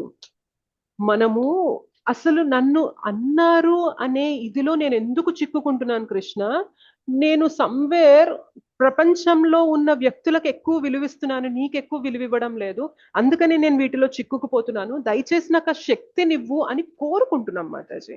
ఆ స్థితికి మనం వెళ్ళిపోయామని చెప్పట్లేదు, బట్ ఆ స్థితి నాకు కావాలి అని కోరుకుంటున్నాం. నేను ఎందుకు ఇంత డిస్టర్బ్ అవుతున్నాను? ఇప్పుడు మన ఇంట్లో ఏం జరగనప్పుడు బాగుంది మన చేతన, బట్ ఎప్పుడైతే కొంచెం ఏదైనా డిస్టర్బెన్స్ వచ్చింది అనుకోండి, చేతన అనేది డిస్టర్బ్ అయిపోతుంది, మనకి భగవంతునితో కనెక్ట్ అవ్వలేకపోతున్నాం. అదే విషయం మనకి పదే పదే పదే పదే పదే పదే మనల్ని పీకేస్తూ ఉంది, గుర్తొస్తుంది, లాగేస్తుంది. అంటే ఎందుకింత నేను డిస్టర్బ్ అవుతున్నాను కృష్ణ అంటే సమ్వేర్ ఈ ప్రపంచంలో ఉండే మనుషులు వీళ్ళనే మాటలు వీళ్ళ ప్రవర్తనే నాకు ఎక్కువైపోయింది, నీతో నాకు సంబంధం కన్నా కూడా ఈ ప్రపంచం నాకు ఎక్కువైపోయింది, నాకు ఇలా వద్దు కృష్ణ, నాకు చుట్టూ ఎటువంటి పరిస్థితి అయినా ఉండని కానీ నీతో నాకున్న సంబంధం ఎప్పుడు షేక్ అవ్వకూడదు, నాకు ఆ స్థితిని ఇవ్వు అని మనం ఈ పరిస్థితి నుండి అలా కోరుకున్నా కూడా మనలో మార్పు వచ్చినట్లు అంటున్నా నేను. అవును మాధవి, భక్తి చేసిన తర్వాత కూడా వాళ్ళు అంటున్న ఈ దేహాన్ని కదా మనల్ని కాదు అన్న ఫీలింగ్ కూడా వస్తుంది ఒక్కోసారి స్టేజ్ లో. అంటే మన ఆలోచన విధానం కూడా మనలో మార్పు తీసుకొస్తుంది అంటున్నా. అంటే మనం గొప్ప ప్యూర్ డివోటీ లాగా అక్కడ బిహేవ్ చేయలేదు, కానీ నేను దీనికి ప్రభావం చెందకూడదు అని కోరుకుంటున్నాం చూసారా, అది కూడా మనలో వచ్చిన మార్పే అంటున్నా నేను. రైట్, ఇనీషియల్ గా మనకి గొప్ప డివోటీస్ లాగా ఎటువంటి పరిస్థితుల్లో కూడా సమంగా ఉండే స్థితి మనకి రాదు, బట్ మనం బ్యాలెన్స్ తప్పినా కూడా నేను ఇలా తప్పకూడదు కృష్ణ అని వేడుకుంటాం చూసారా, అది కూడా మనలో వచ్చిన మార్పు అని చెప్తున్నా నేను. అలా వేడుకోగా మనకి భగవంతుడు కృపనిస్తారనమాట. నాకు టాలరెన్స్ ఇవ్వు కృష్ణ, నాకు ఓర్పునివ్వు కృష్ణ, ఎందుకు నేను అంత అహంగా ఫీల్ అవుతున్నాను, ఎందుకు నా చైతన్యాన్ని డిస్టర్బ్ చేసుకుంటున్నాను, సరే వాళ్ళు ఒక మాట అన్నారు అనుకో, నేను ఎందుకు సహించలేకపోతున్నాను, నాకు ఎందుకు అంత పౌరుషం ఉక్రోషం పొంగుకొస్తుంది, నేను తిరిగి అనాలి అని చెప్పి నాకు క్వాలిటీ నీకు ఖచ్చితంగా ఎగ్జాక్ట్లీ అది కూడా మనలో పరివర్తనే.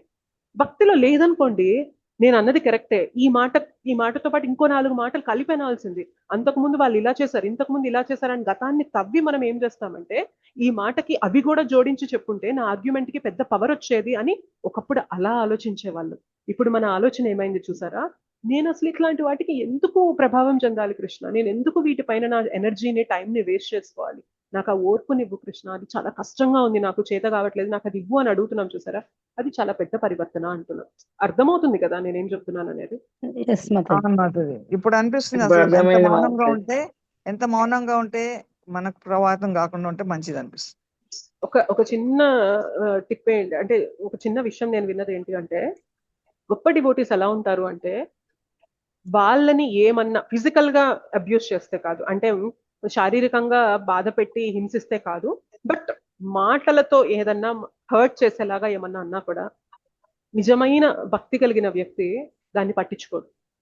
వీళ్ళ అజ్ఞానంలో అంటున్నారు, వీళ్ళకి తెలియక అంటున్నారు, భగవంతుడా వారికి కూడా కృపనివ్వు, వారు కూడా తెలుసుకొని వారు కూడా మంచి మార్గంలో ఉండేలాగా ఇవ్వు అని కోరుకుంటారు తప్ప వాళ్ళు దాన్ని తీసుకోరు, అసలు లోపలికి తీసుకోరు అనమాట. కానీ అట్లాంటి భక్తులకు కూడా ఎప్పుడు కోపం వస్తుంది తెలుసా? భగవంతుణ్ణి కానీ భక్తిని కానీ వైష్ణవుల్ని కానీ నిందించినప్పుడు వీరికి కోపం వస్తుంది. మన స్థితి ఎలా ఉంది అంటే జనరల్ గా ఇప్పుడిప్పుడే మనం సాధన చేస్తున్నాం కాబట్టి మనల్ని ఎవరైనా అంటే మనకి ఉక్రోషం పొంగుకొస్తుంది. బట్ మనం ఎలా వెళ్ళాలి అంటే మనల్ని ఏమైనా అనని, దట్స్ ఓకే, అన్నంత మాత్రాన నాకు ఏమైనా అవుతుందా? భగవంతుడికి నాకు ఉన్న సంబంధం ఏమైనా అవుతుందా? ఏం అవ్వదు కదా. సో ఇట్స్ ఓకే, క్షమిద్దాం, వదిలేద్దాం, సహిద్దాం, ఓర్చుకుందాం, టాలరేట్ చేద్దాం అనే స్థితికి మనం వెళ్ళాలి. కానీ ఎప్పుడైతే భగవంతుడి జోలికి భక్తుల జోలికి భక్తి జోలికి వచ్చారంటే మాత్రం శుద్ధ భక్తులు ఊరుకోరు అనమాట. రైట్? సో వారి వారి రెస్పాన్స్ ఎలా ఉంటది అంటే వారి విషయంలో ఎవరైనా ఏమన్నా అంటే అస్సలు పట్టించుకోరు. భగవంతుని జోలికి కానీ భక్తుల జోలికి కానీ వస్తే అస్సలు ఊరుకోరు. మనం ఎలా ఉన్నాము అంటే మన విషయంలో ఎవరైనా వస్తే మాత్రం మనం అస్సలు ఊరుకోకుండా ఉన్నాం. బట్ సాధన చేసే కొద్దీ మనం కూడా ఆ స్థితికి వెళ్ళగలుగుతాం అనమాట. రైట్?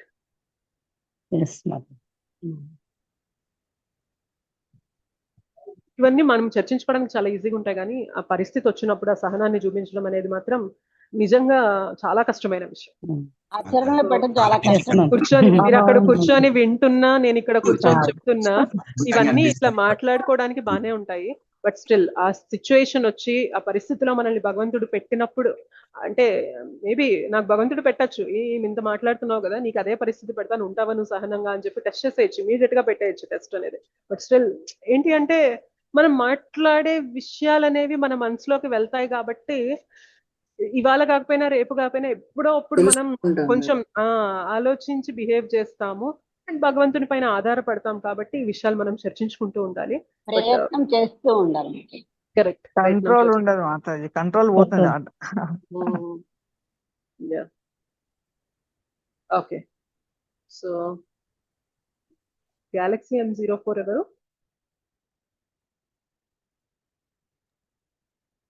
హరే కృష్ణ మాతాజీ, దండవత్ ప్రణామాలు మాతాజీ. దండవత్ ప్రణామాలు మాతాజీ. శ్లోకం చదవండి మాతాజీ. ఏషాం పంతగతం పాపం పంతగతం పాపం జనానాం పుణ్యకర్మణాం బంధమోహన దృఢవ్రతాః. థ్యాంక్ యూ మాతాజీ. థ్యాంక్ యూ మాతాజీ. లక్ష్మీ జోగా మాతాజీ అనువాదం చదువుతారా? టైం అయిపోతుంది కాబట్టి ఎక్కువ మందికి ఛాన్స్ ఇవ్వలేదు. అనువాదం చదవండి లక్ష్మీ జోగా మాతాజీ.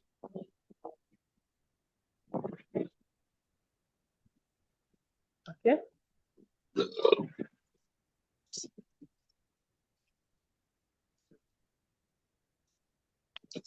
నవనీత మాతాజీ.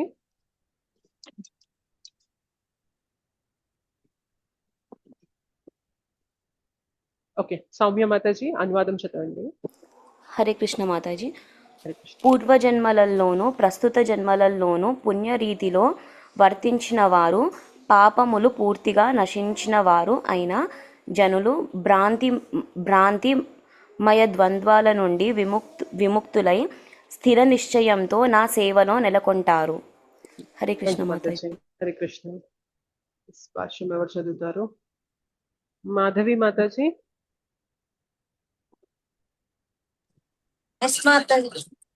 భాష్యం చదువుతారా? చదువుతా.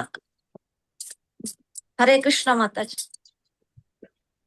ఆధ్యాత్మిక స్థితిని పొందుటకు అర్హులైన వారు ఈ శ్లోకమున పేర్కొనబడిరి. పాపులు, నాస్తికులు, మూర్ఖులు, వంచకులైన వారికి కోరిక మరియు ద్వేషములనేది ద్వంద్వములను అతిక్రమించుట మిక్కిలి కష్టము.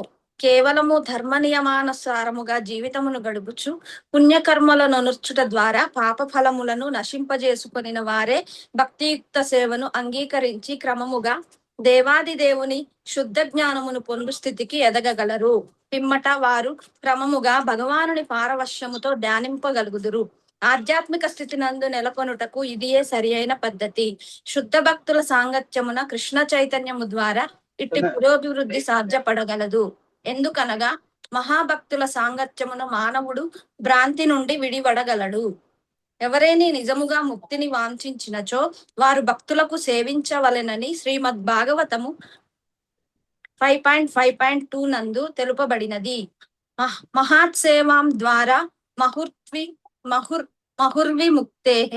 కానీ భౌతిక భావన కలిగిన భౌతికవాదులతో సాంగత్యము కలిగిన వాడు జీవితము యొక్క తమోమయ ప్రాంతమును చేర్చు మార్గమును అనుసరించిన వారగుదురు. తమోద్వారం యోషితాం సంగి సంగం.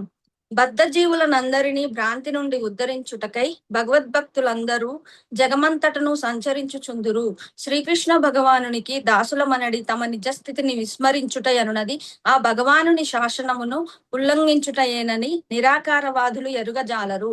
కనుక మానవుడు తన నిజస్వరూప స్థితి అయిన శ్రీకృష్ణుని సేవయందు పునఃప్రతిష్ఠితుడు కానంత వరకు ఆ దేవాది దేవుని అవగాహన చేసుకొనుట గాని దృఢ నిశ్చయముతో దివ్యమైన అతని భక్తియుక్త సేవయందు పూర్తిగా నిమగ్నుడై ఉండుట గాని సంభవింపదు.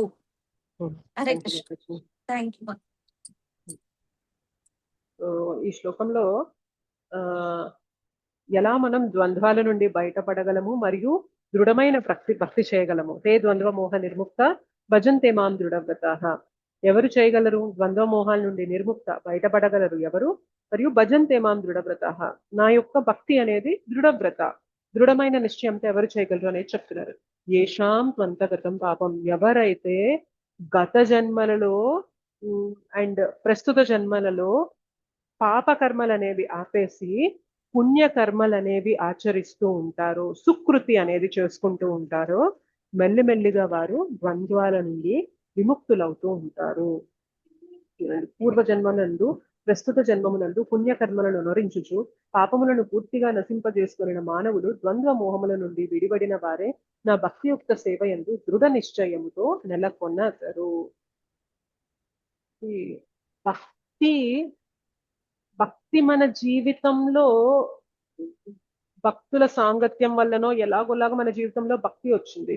కానీ అదే భక్తిని స్థిరంగా దృఢంగా ముందుకు తీసుకెళ్ళాలి అంటే మనలో ఉన్న పాప కర్మలు చేసే ప్రవృత్తి అనేది మనం బయట పడకుండా ఇంకా ఇంకా పాపాలు చేస్తూ ఉంటే భక్తిలో దృఢంగా ముందుకెళ్ళగలమా? ఆలోచించండి.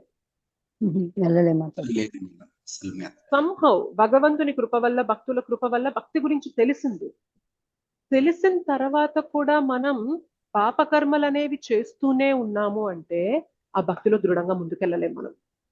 రైట్? సో బేసిక్ గా మనకి త్రిగుణాలు ఉంటాయి: సత్వగుణం, తమోగుణం, రజోగుణం, తమోగుణం. పాపకర్మలు ఎప్పుడు ఎక్కువ జరుగుతాయంటే తమోగుణంలో ఉన్నప్పుడు మనకి పాపకర్మలు ఎక్కువ జరుగుతాయి. రజోగుణంలో కూడా కొంచెం జరుగుతాయి, బట్ సత్వగుణానికి వచ్చేసరికి పాపకర్మలు అనేవి తగ్గిపోతాయి. రైట్? సో అసలు మనం భక్తిలో దృఢంగా నిలబడాలి అంటే ముందంటూ మనం సత్వగుణంలోకి రావాలి. సో పాపాలు చేసే ఇది నుండి మనం బయటపడుతూ, పాపాలు మనం ఇన్వాల్వ్ అవ్వకూడదు ఫస్ట్. అందుకే మీరు చూడండి, భక్తిలోకి రాగానే జపం చేస్తూ కూడా మనకి శ్రీల ప్రభుపాదుల వారు ఏం చెప్తారంటే 4 నియమాలు ఫాలో అవ్వండి అని చెప్తారు. ఏం జపం ఒక్కటి చేయండి చాలు, మీరేం నియమాలు ఫాలో అవ్వక్కర్లేదని చెప్పొచ్చు కదా. ఆలోచించండి, జపం ఒక్కటి చేస్తే చాలు, మీరు ఏం నియమాలు ఫాలో అవ్వక్కర్లా, మీకు నచ్చినట్లు బ్రతకండి అని చెప్పొచ్చు కదా శ్రీల ప్రభుపాదుల వారు, మనకి ఆచార్యులు. మరి ఎందుకు నియమాలు అనేవి ఇచ్చారు మనకి చెప్పండి? ఆ జపాన్ని సరిగ్గా చెయ్యాలి అంటే ఫస్ట్ మనం పాపాలు బహిరంగంగా, అంటే తెలియకుండా కొన్ని తప్పులు జరుగుతూ ఉంటాయి, దానివల్ల పాపం వస్తూ ఉంటుంది, దాని గురించి మనం మాట్లాడట్లేదు. కానీ కావాలని పాపకర్మలు చేస్తూ ఉంటాం చూసారా, అది మనం బయట పడితేనే ఈ భక్తిలో అసలంటూ జపాన్ని కంటిన్యూ చేయగలుగుతాం. లేదు అంటే ఇవాళ మనకి జపం గురించి తెలిసింది కానీ పాపకర్మలు వదలడం లేదనుకోండి, ఏదో రోజు దీన్ని కూడా వదిలేస్తాం, భక్తిని కూడా మనం వదిలేస్తాం అన్నమాట. రైట్? అందుకనే మనకి నియమాలు కూడా ఇచ్చారు. No intoxication. సో మనం నో మీట్ ఈటింగ్ అంటే మాంసం అనేది మనం భుజిస్తూ ఉన్నప్పుడు ఏమైతుంది అంటే కంపాషన్, దయ అనేది మనలో చచ్చిపోతుంది. రైట్? సో ఏ జీవి పైన కూడా మనకి దయ అనేది ఉండదన్నమాట. ఆ దయ లేదనుకోండి మనం క్రూరంగా మారిపోతాం. కాబట్టే మీట్ ఈటింగ్ చెయ్యొద్దు, మాంసభక్షణ చెయ్యొద్దు అని శ్రీల ప్రభుపాదులు వారు చెప్పారు. ఎప్పుడైతే క్రూరంగా మారుతామో పాపాలు అనేవి పెరిగిపోతాయా కాదా చెప్పండి? మనలో దయ అనేది ఉంటే, ఎవరైనా కష్టంలో బాధలో ఉంటే అయ్యో అని వారికి ఏదైనా సహాయం చేద్దాం, మనకు తోచిన విధంగా వారికి హెల్ప్ చేద్దామని మనం కోరుకుంటాం. మనలో క్రూరత్వం పెరిగింది అనుకోండి, సహాయం చేయడం పక్కన పెడితే మనమే వెళ్ళి వేరే వాళ్ళని ఇంకా ఇబ్బంది పెడతాం. రైట్? సో అక్కడ పాపం అనేది పెరుగుతుంది. ఇంటాక్సికేషన్ అంటే మన మత్తు పదార్థాలు స్వీకరించడం. ఎప్పుడైతే మనం ఇంటాక్సికేషన్ చేస్తామో మనలో ఆస్టెరిటీ అంటే తపస్యలు చేసే శక్తి అనేది పోతుంది అనమాట. అంటే ఇంకా అసలు ఏది రైట్ ఏది రాంగ్ అనేది కూడా మనకి తెలియదు. అంత మత్తులో మైకంలో ఉంటాం కాబట్టి ఆటోమేటిక్ గా తప్పులు పాపాలు ఎక్కువ చేసేస్తూ ఉంటాం ఆ భ్రాంతిలో ఉన్నప్పుడు. So no intoxication, right. Next no gambling. Gambling అంటే మనం జూదం ఆడడం అనేది ఎట్లా ఉంటదంటే మనకి ఇంకా ఇంకా కావాలి ఇంకా కావాలి ఇంకా కావాలి ఇంకా నేను ఎలా సంపాదించగలను ఇంకా తొందరగా నేను ఎలా సంపాదించగలను అనే ఇది మనకి గ్యాంబ్లింగ్ లో ఉంటుంది అనమాట. సో దానివల్ల ఏమైతుంది అంటే ట్రూత్ఫుల్నెస్, సత్యం మాట్లాడడం అనేది మనకి పోతుంది అనమాట. ఓకే, సో దానివల్ల మనం మోసం చేసేయడము, నాకు డబ్బు రావాలి అంటే నేను ఎవరిని ఎట్లా అయినా మోసం చేసేస్తాను. దానివల్ల ఏమవుతుంది, పాపం అనేది పెరుగుతుందా లేదా, రైట్. నెక్స్ట్ ఇంకొకటి నో ఇలిసిట్ సెక్స్ అంటే అభద్ర స్త్రీ సంఘం చేయడం. సో అది ఏంటి అంటే ఇంకా క్లీన్లీనెస్ అనేది ఉండదు. సో కామం అనే ఈ మత్తులో ఎటువంటి తప్పిదాలైనా చేసేస్తూ ఉంటాం. సో అలా కూడా మనకి సిన్ఫుల్ యాక్టివిటీస్, పాప చర్యలు అనేవి మనం మూట కట్టేసుకుంటూ ఉంటాం. సో అందుకనే మనకి భక్తిని ప్రెజెంట్ చేస్తున్నప్పుడు భక్తితో పాటు ఈ నియమాలు అనేవి మనం ఫాలో అవ్వాలి అని చెప్తున్నారు. మనం ఎప్పుడైతే పాప ప్రవృత్తి అంటే పాపాలు అసలు మనం చేసే స్థితి నుండి మనం బయటపడి పుణ్యకర్మలు సుకృతి అని మనం సాధించుకుంటూ మనం సంపాదించుకుంటూ ఉంటే ఆటోమేటిక్ గా మనము భక్తిలో దృఢంగా వెళ్ళగలుగుతాం. నేను భక్తి చేస్తా నాకు నచ్చినట్లు బ్రతుకుతా అంటే భక్తి నిలబడదు, పడిపోతుంది అనమాట, రైట్. అందుకనే కొన్ని నియమాలు అనేవి మనకి ఇచ్చారు. ఇప్పుడు ఒక చెక్కని మనం కాల్చాలనుకున్నాం అనుకోండి, చెక్క ఎప్పుడు కాలుతుంది చెప్పండి? తడితో ఉంటే కాలుతుందా, తడి లేకుండా ఉంటే కాలుతుందా? తడి లేకుండా బాగా ఎండబెట్టామనుకోండి ఆ చెక్కని, అట్లా మంటలో వేగానే బాగా గట్టిగా మంట అనేది విజృంభిస్తుంది మనకి, రైట్. సో మనం అలా కాకుండా తడిపిన చెక్కని పెట్టామనుకోండి, ఎక్కడైతే తడి లేదో అంతవరకు మాత్రమే కాలుతుంది, తడిచిన చెక్క అనేది మనకు కాలకుండా అట్లానే ఉండిపోతుంది. ఒకవైపు చెక్కని పెట్టి నీళ్లు పోస్తూ ఉన్నాం అనుకోండి చెక్క పైన, ఇంకా అది అసలు కాలుతుందా? కాలదు. సిమిలర్లీ ఒకవైపు భక్తి చేస్తూ నేను పాపపు పనులు పాపపు ప్రవృత్తులు చేస్తూ ఉంటాను అంటే ఎలా ఉంటది అంటే అది మనం తడిపిన చెక్కని లేకపోతే చెక్క పైన నీళ్లు పోస్తూ దాన్ని కాల్చాలి అని ప్రయత్నం చేస్తూ ఉన్నట్లు అనమాట. అది ఎప్పటికీ కూడా అంటుకోదు, ఆ వేడితనం ఎక్కదు అది. సో మనం ఎప్పుడైతే దృఢ నిశ్చయంతో ఎందుకు వెళ్ళలేకపోతున్నామంటే చెక్ చేసుకోవాలి, నా జీవితంలో నేను తెలిసి తెలియక ఏదన్నా ఇట్లాంటి అపరాధాలు పాపాలు చేస్తున్నానా. ఓకే, ఇంకా మనకి ఇది అఫెన్స్ కూడా ఉందన్నమాట. నేను భక్తి శక్తితో నా పాపాలన్నిటి నుండి నేను బయటపడగలనులే అని అనుకుంటాం చూసారా, అది పెద్ద అపరాధం. పొరపాటున చేసిన తప్పుకి భక్తి మనల్ని కాపాడుతుంది. కావాలని తప్పు చేసి భక్తి శక్తితో నేను దాన్ని ఎదుర్కొంటాలి అని అనుకుంటే మాత్రం అది పెద్ద అపరాధం అనమాట, రైట్. సో ఎవరు దృఢంగా ముందుకు వెళ్ళగలరు భక్తిలో అంటే ఫస్ట్ ఈ పాపాలు ఎవరైతే ఆపి పుణ్యకర్మలు అనేవి చేస్తూ ధార్మికంగా బ్రతుకుతారో వారు ఈజీగా భక్తిని పట్టుకోగలరు, దృఢంగా కూడా ముందుకు వెళ్ళగలరు. ఓకేనా, ఒక నిమిషం.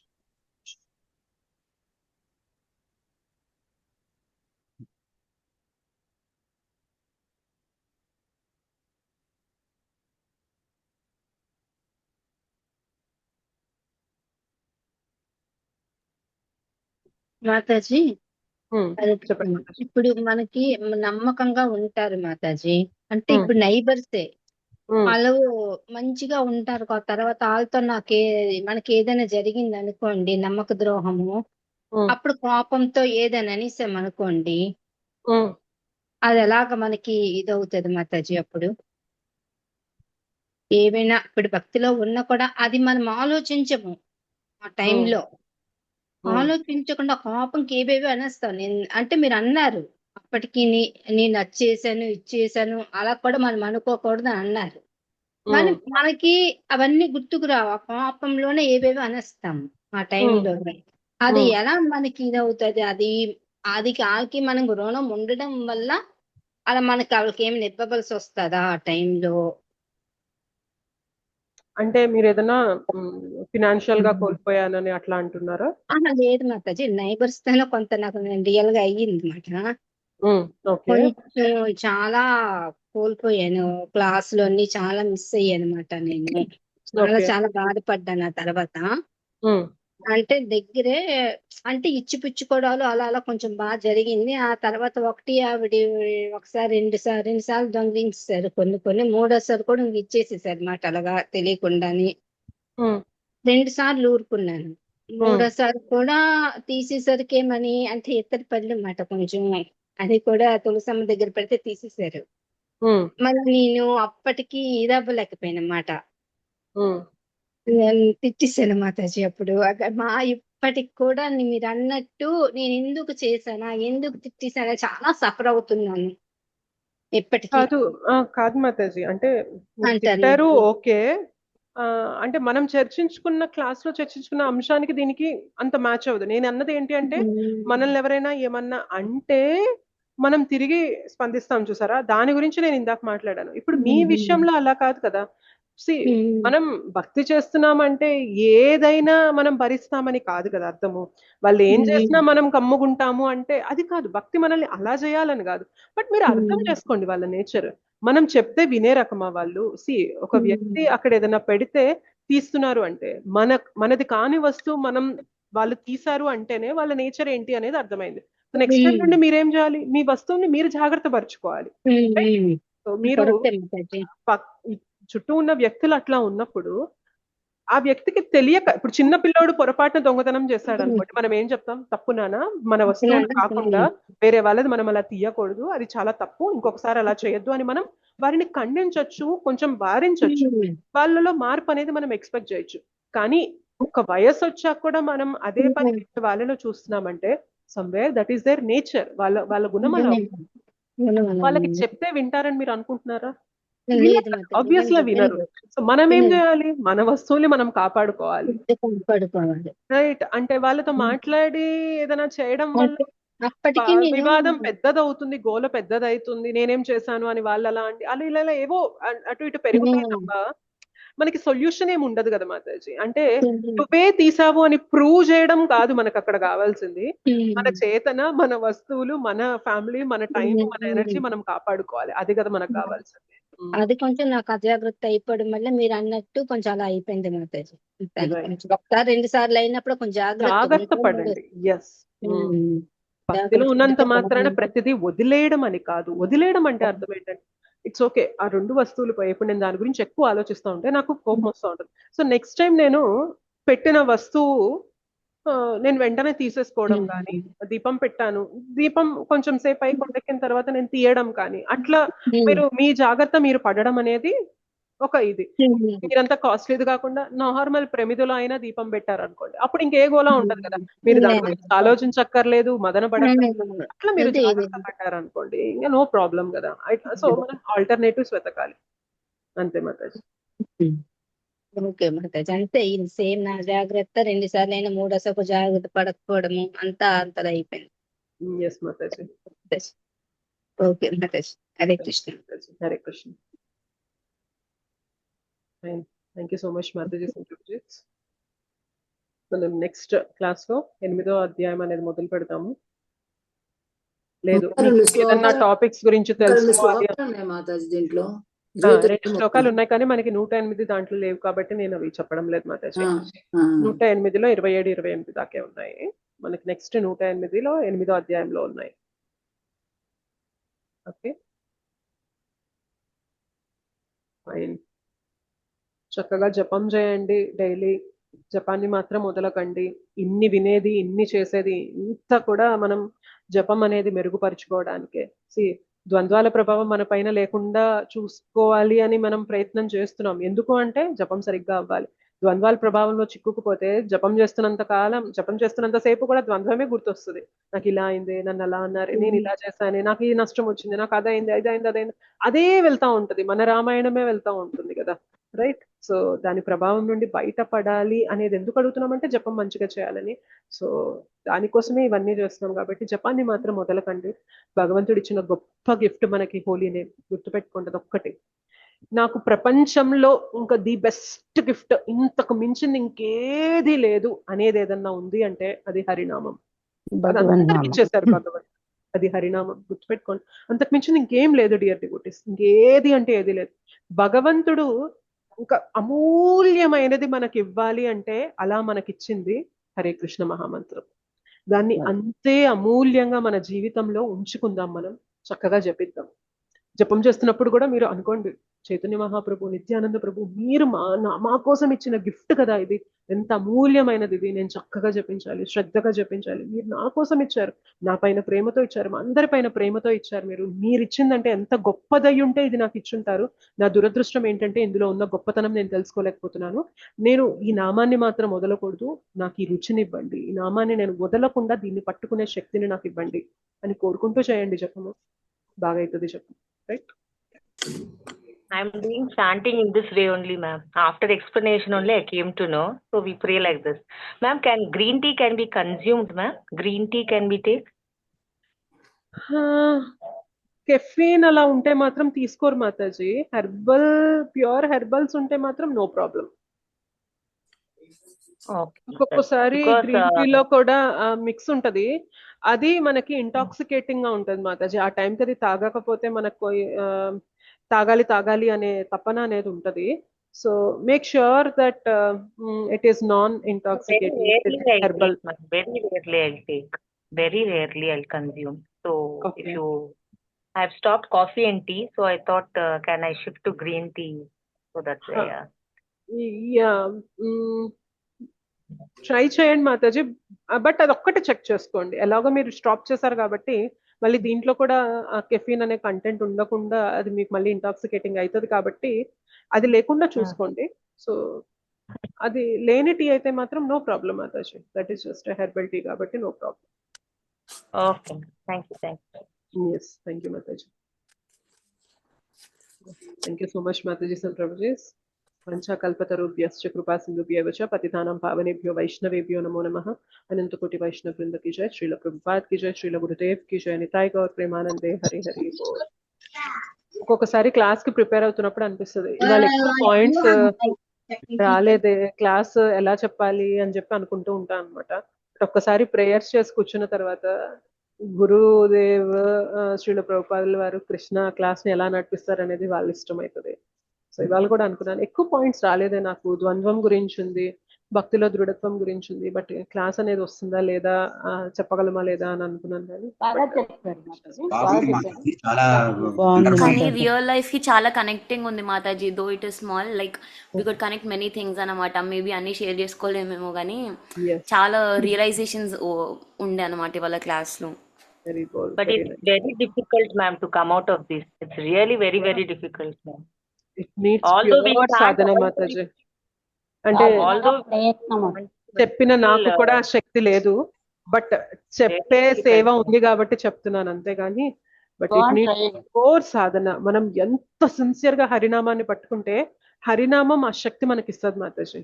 డియర్ డివోటీస్, ఇదే గుర్తుపెట్టుకోండి, ఎంత సిన్సియర్ గా జపం చేస్తామో అంత తొందరగా మనలో అనర్థాలు మనకి చూపిస్తుంది హరినామం, అంత తొందరగా వాటి నుండి ఎలా బయటపడగలమో శక్తిని కూడా ఇస్తుంది. బట్ హరినామంలో మనం క్యాజువల్ అయిపోయాం అనుకోండి, దట్స్ ఓకే, తిప్పుతున్నానా లేదా మాల, కౌంటర్ మన సాక్షిమాల వెళ్తుందా లేదా, 1 2 3 15 16 ఓకే అయిపోయా, ఓకే ఇవాళ ఏకాదశి 20 25 ఏదో పేరుకి చేస్తున్నానా, మనసు అనేది ఎక్కడో తిరుగుతుంది బట్ పేరుకు చేస్తున్నానా. మనలో ఉన్న లోపాలు మనకు కనిపించవు, హరినామం మనలో ఉన్న మన లోపాలు చూపించి మనం ఎలా దాని నుండి అధిగమించగలమో కూడా చెప్తుంది అనమాట. తప్పు బయట ఉంది అనుకుంటే బయట వ్యక్తుల్ని మనం మార్చలేం, బట్ సిన్సియర్ గా హరినామం చేస్తే ఏమైతే తెలుసా, వేలు బయటికి తిప్పకు, వేలు లోపలికి తిప్పుకో, ఇక్కడ మార్చుదాం అని ప్రయత్నం చేస్తే ఇక్కడ మార్పు తీసుకురావడం ఈజీనా కదా, మన కంట్రోల్లో ఉంటుందా లేదా చెప్పండి. మనం సిన్సియర్ గా జపం చేస్తే ఆ మార్పు ఇక్కడ మొదలైతే, బట్ మనం అంటే జపం లేనంత వరకు ఏం చేస్తామంటే వాళ్ళు ఎలా ఉన్నారు మాతాజీ, నా లైఫ్ లో వీళ్ళు ఇలా ఉన్నారు, అదిలా ఉంది అని మాట్లాడుతూ ఉంటాం. బట్ హరినామం సిన్సియర్ గా చేసే కొద్దీ all the people are like that, even I'm more degraded than them. వాళ్ళకన్నా దారుణమైన స్థితిలో నేనున్నాను. నేను నిజంగా గమనించుకున్నట్లయితే నేను ఎవరైతే ఇలా అని చెప్తున్నానో వాళ్ళందరికన్నా దారుణమైన స్థితిలో నేనున్నాను అనేది మనకి ఎప్పుడు అర్థమవుతుంది అంటే హరినామం సిన్సియర్ గా చేసినప్పుడు అర్థమవుతుంది. సో మార్పు వారిలో కాదు, మనలో మనం తీసుకొద్దాం. ఫస్ట్ మనలో తీసుకొస్తే ఆటోమేటిక్ గా ప్రపంచం సెట్ అయిపోతుంది, మారిపోతుంది, శక్తి మనకు వస్తుంది. ఎట్లాంటి స్థితిలో అయినా కానీ సమంగా ఉండే శక్తి మనకి హరినామం ఇస్తుంది మనకి. అంత పొటెన్సీ ఉంది హరినామంలో. నేను ఆ పొటెన్సీ కోసం ప్రయత్నం చేయాలి, అది నాకు కావాలి, ఆ శక్తి నాకు కావాలి అని వేడుకోవాలి హరినామం చేస్తున్నాం. రైట్, ఆ భావనతో ఆ మూడ్తో చేస్తూ ఉండండి హరినామం అనేది. సో ప్రేయర్ తీసుకోనండి, ప్రేయర్ఫుల్ యాటిట్యూడ్ తీసుకోనండి. ఇప్పుడు మనం ఒక విధంగా బిహేవ్ చేస్తాం, భక్తిలో ఉన్న వ్యక్తులు ఇలా ఉండాలి అని చెప్తున్నారు.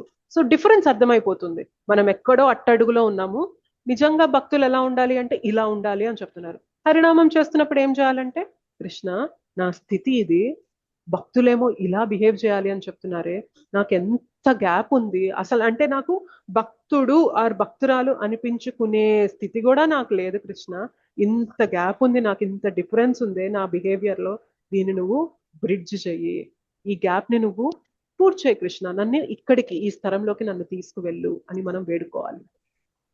రైట్, వాట్ ఎవర్ మనల్ని మనం ఇంట్రోస్పెక్ట్ చేసుకొని మనం ఎక్కడ తప్పు వెళ్తున్నామో తెలుసుకొని ఆ తప్పు నుండి మనం బయటపడగలిగి మనం బెటర్ డివోటీ, నిన్నటికి వాటికి కొంచెమైనా బెటర్ అయ్యేలాగా నాకు శక్తి ఇవ్వు అని చెప్పి హరినామాన్ని వేడుకుంటూ ఉండండి, వేడుకుంటూ ఉందాం. ఓకేనా? Thank you so much Mataji.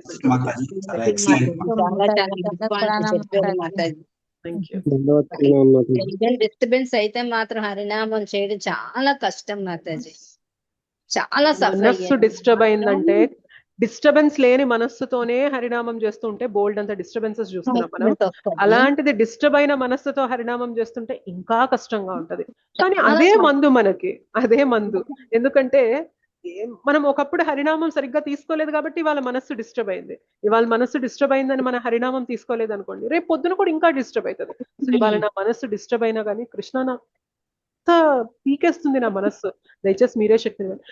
కానీ ఆ టైంలో మనం కష్టం అనిపిస్తుంది చూసారా హరినామం, ఆ టైంలో వదలకుండా పట్టుకొని 1, 2, 3, 4, 5, 6 మాలలు చేసిన తర్వాత ఒక శాంతి, ఒక ప్రశాంతత వస్తుంది చూసారా.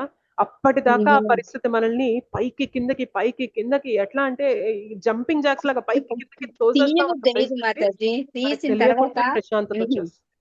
మీరు అన్నట్టు తీబుద్దేయదు, ఏదో బాధల్లో ఉన్నప్పుడు ఇలా సఫర్ అవుతున్నప్పుడు తీబుద్దేది అస్సలు. అది తీసి మీరు అన్నట్టు 1, 2, 3, 4 చేసామా, మొదటి మాలకి రాదు, రెండో మాలకి రాదు, 3, 4, 5, 6 చేస్తే ఎందుకు ఇంతసేపు ఆలోచించాను, ముందే మాల పట్టుకుని ఆ స్ట్రగుల్ ఏదో అక్కడ మనసుని కంట్రోల్ చేసే బదులు ఇలా నామం పట్టుకుని నేను చేస్తుంటే ఎంత బాగుండేది, ఎంత ప్రశాంతంగా, ఎంత లైట్ గా ఉంది నాకు అని అనిపిస్తుంది. ఫీలింగ్ నాకు వచ్చింది మాతాజీ. మాతాజీ ఒక డౌట్ అడిగేదా? చెప్పండి మాతాజీ. ఏం లేదు, నేను సూర్యపుత్ర కర్ణ చూస్తున్నా మాతాజీ. సూర్యపుత్ర కర్ణ అని సీరియల్ చూస్తున్నా, ఒక ఫిలిం లాగా. అది పిల్లలు సినిమా చోట్ల అమ్మా ఇదన్నా చూడు బాగుందని అంటే చూస్తున్నాను.